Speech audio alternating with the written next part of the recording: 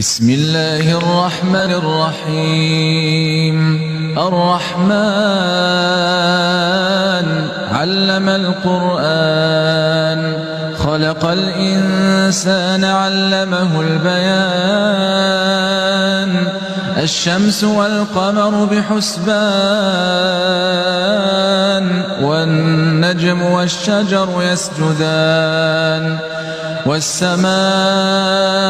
رفعها ووضع الميزان ألا تطغوا في الميزان وأقيموا الوزن بالقسط ولا تخسروا الميزان والأرض وضعها للأنام فيها فاكهة والنخل ذات الأكمام والحب ذو العصف والريحان فبأي آلاء ربكما تكذبان خلق الإنسان من صلصال كالفخار وخلق الجان من مارج من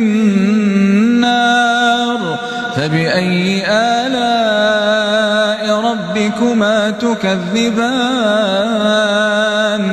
رب المشرقين ورب المغربين فبأي آلاء ربكما تكذبان